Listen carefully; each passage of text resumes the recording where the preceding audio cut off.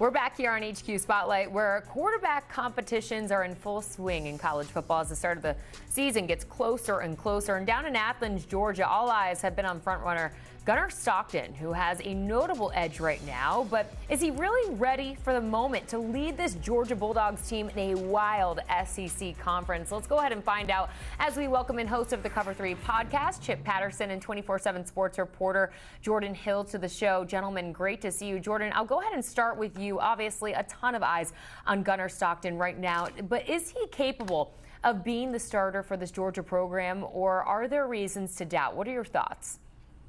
Yeah, I think that's the million-dollar question with Georgia getting ready for the 2025 season. There was a small sample size with Gunnar Stockton last season. He comes in the second half in overtime of the SEC championship against Texas, makes his first career start in the Sugar Bowl against Notre Dame. Plays pretty well in the SEC championship game, a little more hit and miss in that game against Notre Dame. Georgia's offense really struggled to finish drives in that game, a tough loss to end the season. And yeah, like you mentioned, Kirby Smart has not named a starting quarterback. He's left it open as they go through summer workouts and fall camp a couple months away at this point. It's either going to be Gunnar Stockton or Ryan Puglisi, but all signs point to Gunnar Stockton. He's the veteran in that room. This is his fourth year in the system, his fourth year in this program. He's a guy that the team around him has a lot of confidence in. It's a team that rallied around him in that SEC championship game and made plays when they needed to around him. So he hasn't gotten it yet, but it's very clear he has the lead in this race, and I don't anticipate that changing once fall camp gets underway.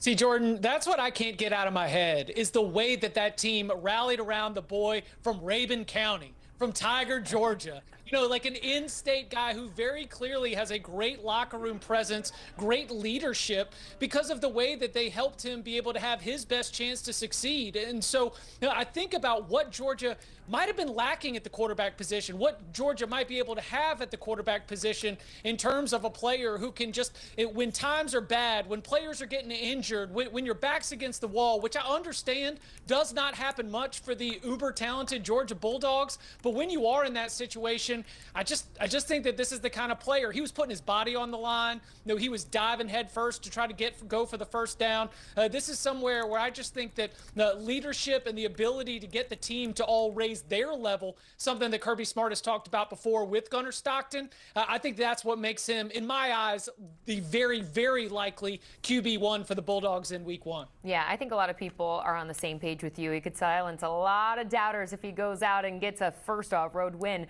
against Tennessee to really start the season on the road. Now, I just have a quick follow-up to you, Jordan. How much of Georgia and really Kirby Smart's decision to not add a transfer quarterback this offseason will be scrutinized and warranted if Stockton does struggle?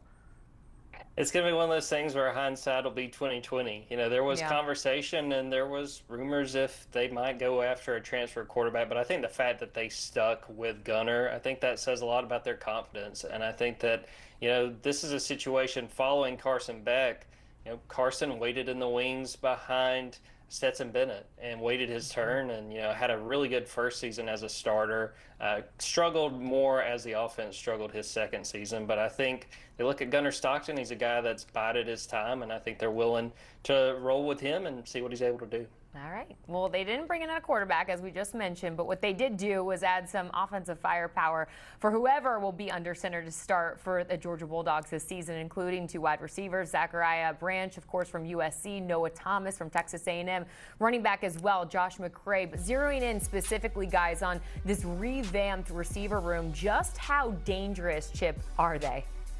Oh, I think that this is the perfect combination of size and skill set because sometimes, especially at an elite recruiting place like Georgia, you can get stuck where they don't complement each other. And I think that that's what we have with a lot of these additions. With Zachariah Branch, obviously an explosive playmaker, a little bit smaller, can also add help in the special teams. Noah Thomas, 6'5", over 200 pounds, a little bit more of a big-bodied receiver.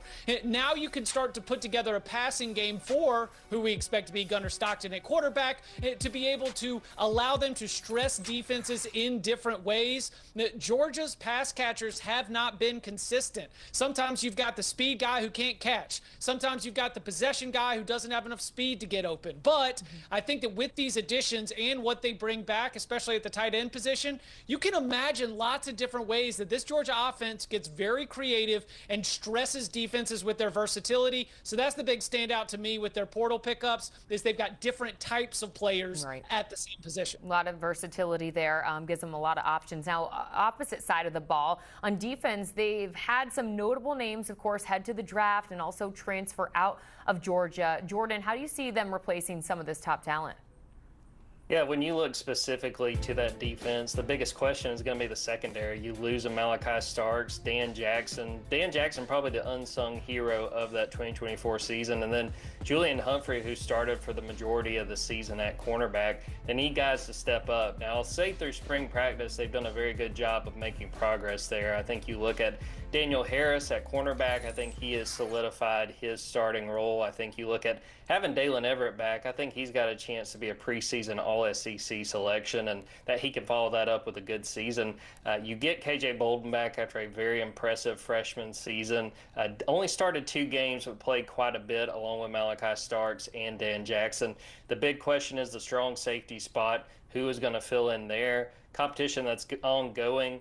I think Ja'Cory Thomas, a rising senior, is the leader in the clubhouse, and he's a guy, kind of goes back to that conversation we just had with Gunnar Stockton, who has been at Georgia for 4 years, who has waited his turn. He was a guy you kind of wondered if he would ever get that opportunity. He had a very good spring, but it's not done yet. Zion Branch is who I would point to as the biggest competition. Zachariah's brother didn't get quite as much buzz when he transferred from USC with his brother.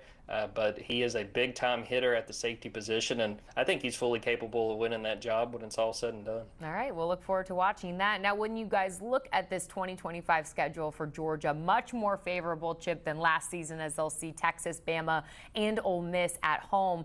What's your early prediction for the Dogs this season?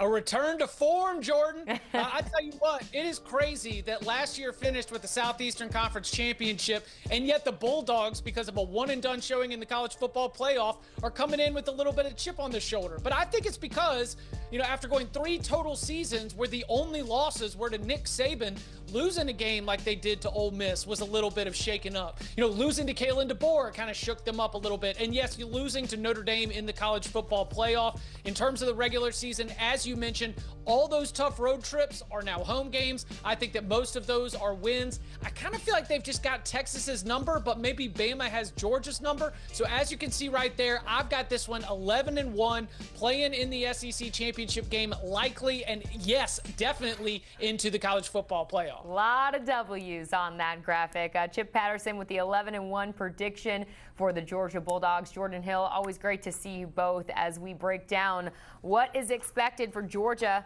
as the 2025 college football season gets closer and closer. You can get more on college football, the recruiting rankings, wall-to-wall team coverage, transfer portal updates. We've got it all covered over on 24/7 Sports.